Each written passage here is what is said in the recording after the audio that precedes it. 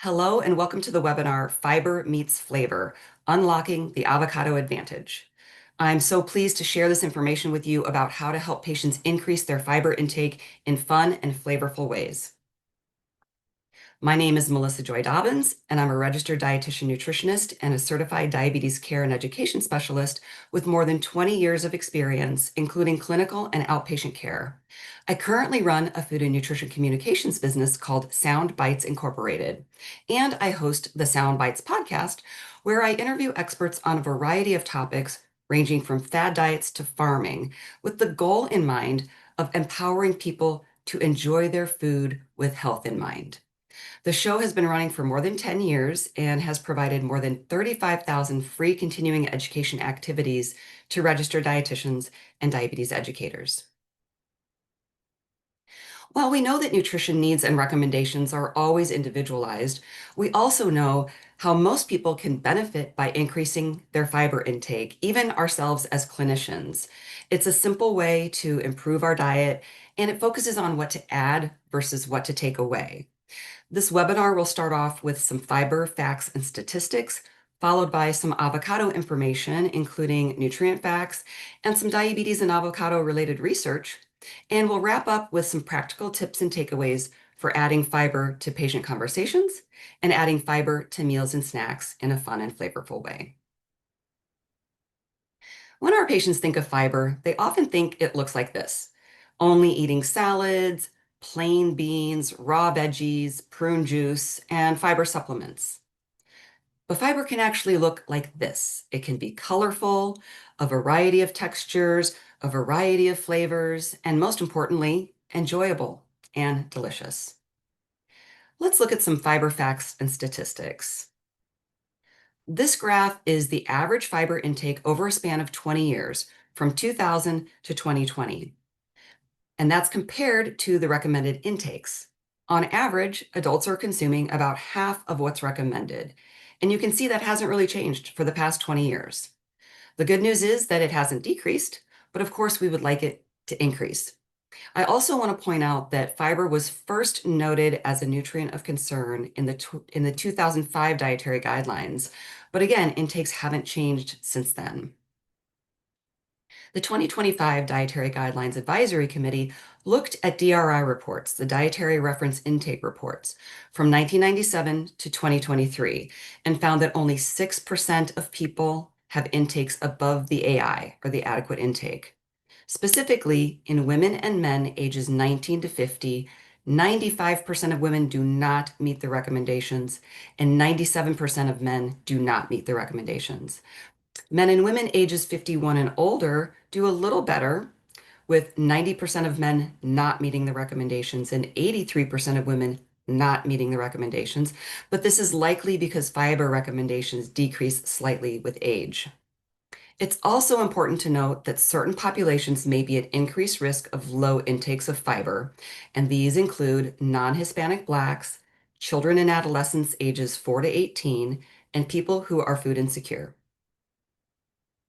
Let's look more specifically at fiber recommendations. For overall health and prevention of chronic diseases, the dietary guidelines for Americans recommend consuming at least 14 grams of fiber for every 1,000 calories. And according to the FDA, the daily value for fiber is 28 grams per day for adults on a 2,000 calorie diet. So this comes out to about 22 to 34 grams of fiber per day, depending on age and gender. In general, younger men need the higher end of the range, and older women tend to need the lower end of the range. And there is consensus among several leading health organizations on the intake recommendations.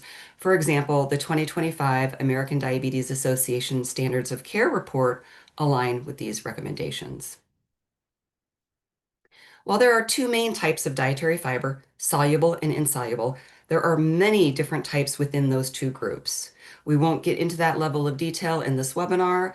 I just want to emphasize that soluble and insoluble fiber function differently in the body and therefore have different and unique benefits for diabetes management. Soluble fiber dissolves in water and forms a gel-like material that can help regulate blood glucose and decrease cholesterol.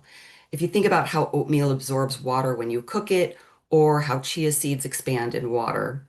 Insoluble fiber does not dissolve in water, so it adds bulk to the stool and promotes gastrointestinal motility. So let's take a look at where fiber shows up in the diet. Most plant foods have a mix of soluble and insoluble fibers, and some foods have more of one than the other. For example, the skins or peels of many fruits and vegetables may be high in insoluble fiber, while the inside is usually higher in soluble fiber. Fruits and vegetables are the main source of soluble fiber in our diets, along with beans and oats. And whole grains, nuts, seeds, and certain vegetables are the main sources of insoluble fiber in our diets. But again, many foods have a mix of both types. When we're working with patients, we don't need to get too far into the weeds about soluble versus insoluble fiber because many foods have that mix of both, and both have important benefits. The main goal should just be to get more fiber in general into the diet. Now let's look at 4 core areas where fiber plays a role in diabetes care and management. First, glycemic response. Because soluble fiber helps slow down digestion and delay gastric emptying, this leads to slower glucose absorption. Satiety and weight management. Increasing intake of fiber can help promote satiety, the feeling of fullness, by slowing digestion, and this has been shown to reduce calorie intake, which can help with weight management. We know people with diabetes are at increased risk for heart disease, and it's optimal to keep the LDL or the bad cholesterol in recommended ranges to help reduce the risk of heart disease and stroke. Soluble fiber can support healthy LDL cholesterols as it binds to cholesterol in the digestive tract, preventing absorption into the bloodstream. And then the gut microbiome. This is an emerging and exciting area of study. Research has linked the gut microbiota to a variety of health outcomes, including ones related to diabetes and cardiometabolic health. And we know that fiber is key to fueling the gut microbiome, especially a variety of types of fiber. So, the avocado advantage. Avocados may not be the first food that comes to mind when you think about fiber, but they are considered a good source of fiber because they provide more than 10% of the daily value. So one serving, which is 1/3 of a medium avocado, contains 3 grams of fiber. And you'll recall that the daily value for fiber is 28 grams per day. Therefore, one serving is 11% of the daily value. Avocados have both insoluble and soluble fiber. About 60% of it is insoluble and 40% is soluble. And there's a growing body of research on the role of avocado consumption in diabetes risk reduction and management. In fact, to date, there have been about 50 studies on avocados and diabetes, and the majority of them have been done in the past 10 years. I'd like to share some outcomes related to diabetes care that have been studied around avocado consumption, and those are the incidence of diabetes, blood glucose and insulin in response to avocado consumption, satiety hormones, hunger levels, desire to eat, and meal satisfaction, also body weight, blood lipids, and diet quality. And, science and nutrition aside, they're very versatile. They're delicious at any meal or snack, and there are many ways to use them in the kitchen. We will get into some culinary tips in a little bit, but before we talk about some of those practical applications, I would like to highlight 2 recent studies related to avocado consumption. This first study was an analysis of over 14,000 Hispanic and Latino adults. It revealed that consuming avocados is associated with better insulin responses in those with normal blood sugar. In people with type 2 diabetes, avocado consumption was linked to lower average blood sugar and better insulin-related measures. There were not any notable connections among those with prediabetes, though. This was an observational study, so it does not show cause and effect. And as always, there can be limitations with self-reported diet data. However, the large number of participants and the geographical diversity and representation of Hispanic and Latino heritage were some strengths of the study. And this study was supported by the Avocado Nutrition Center. This study was an ancillary study stemming from a larger multi-site study of 1,008 participants who either added a large avocado to their diets daily for 6 months or followed their habitual diet. This ancillary study evaluated the impact of daily avocado consumption for 6 months on gut microbiota in 230 adults with abdominal obesity. The avocado group showed higher gut microbiota diversity and significant increases in bacteria that are thought to be beneficial compared to the control group. Improvements were more pronounced in participants with lower baseline diet quality or that HEI, Healthy Eating Index score, highlighting avocado's potential prebiotic benefits. And remember, we talked about the emerging research that has linked gut health to type 2 diabetes. The Avocado Nutrition Center also supported this study. So I want to share this really new cool tool with you. The Avocado Nutrition Center experts developed this easy way to explore published research in PubMed on the potential health benefits of eating avocados, nutrients found in avocados, and dietary patterns that include avocados. So if you go in here and select different keywords, such as diabetes, Mediterranean diet, gut health, it will pull up the different research studies related to that. So that's really a cool tool. So 5 ways to add fiber to the conversation.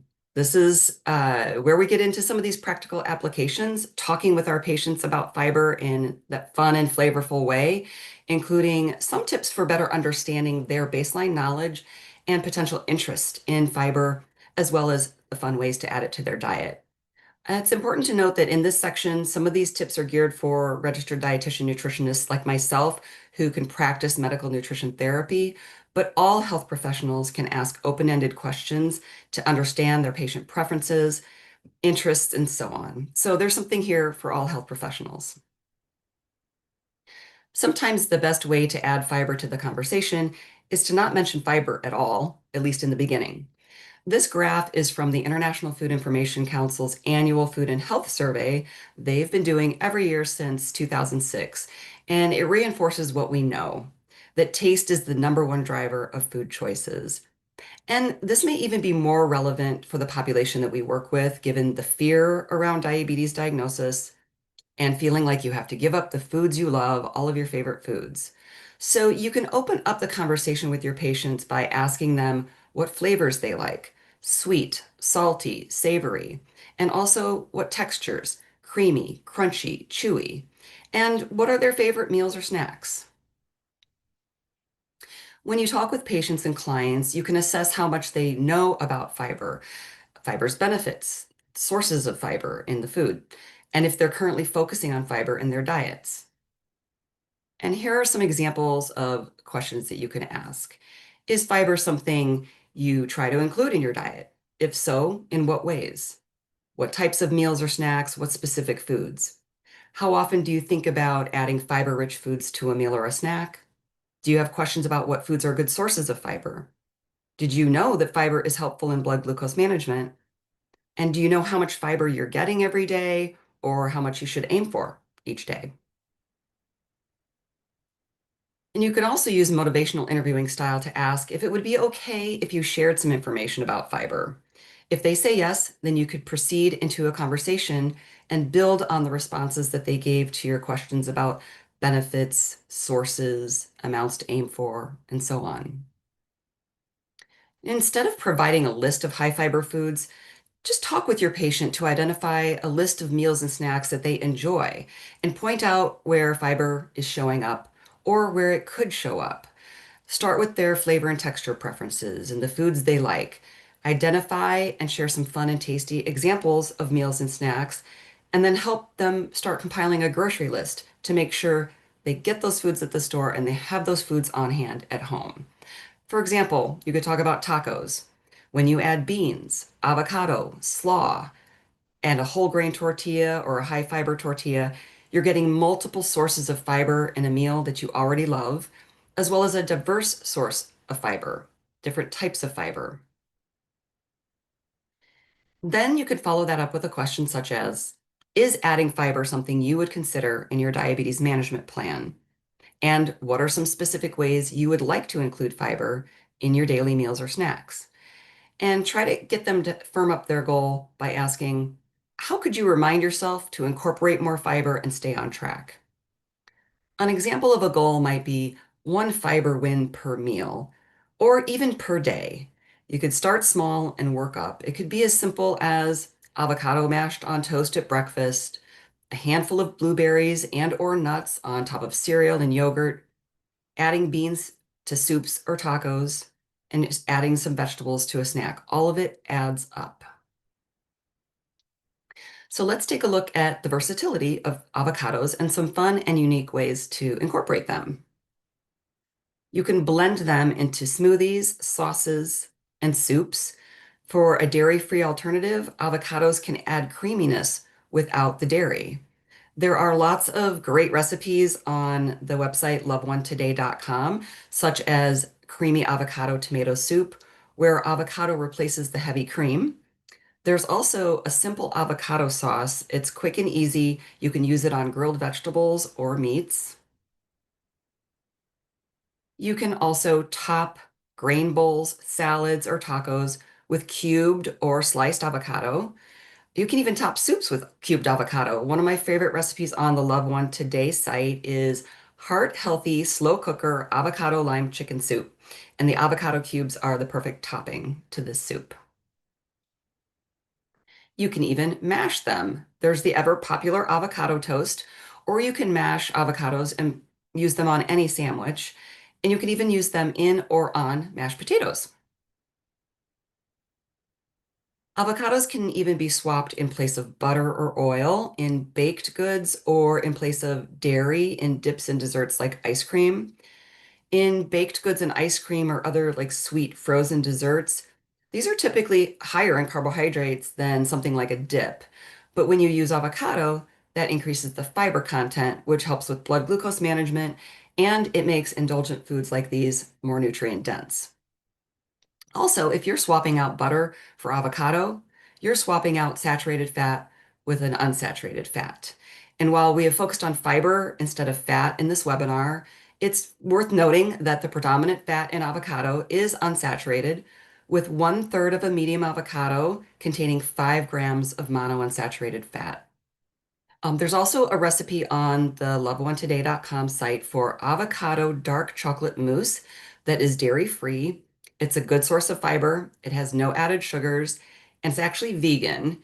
Only 180 calories, 28 grams of carbohydrates, 7 grams of fiber, and 3 grams of protein per half cup. But before we wrap up, I want to point out a few free resources available to you. On the screen here is a free handout about fiber. It's science-backed, it's ready to use to support conversations you're having about fiber and to share with your patients or clients. It includes a simple overview of the benefits of fiber plus recipes. So you can scan the QR code to access a PDF that you can save for future use. Leave that up for a second. And then here's another QR code that will take you to a page with tons of helpful information and tips about how to choose avocados at the grocery store and how to store them to ensure you always have one at the right ripeness for your desired use. This information has helped me a lot, and I get a lot of questions from patients and clients about this in particular. And it helps me feel more confident in sharing tips with the clients to help them get more out of their avocados. So just a few tips I'd like to share with you now is I personally like to buy unripe avocados or a mix of ripeness levels so I can use them gradually as they ripen. And a lot of people don't know how you can slow down or speed up the ripening process. So this is helpful to share with your patients as well. You can slow down the ripening process by putting them in the refrigerator, and you can speed it up by putting them in a paper bag with a banana or an apple. And last, you can actually freeze ripe cubed avocado to use in smoothies. So thank you again for watching this presentation. I hope you found it useful and that you're more knowledgeable and empowered to help your patients enjoy fiber in fun and flavorful ways. Thank you.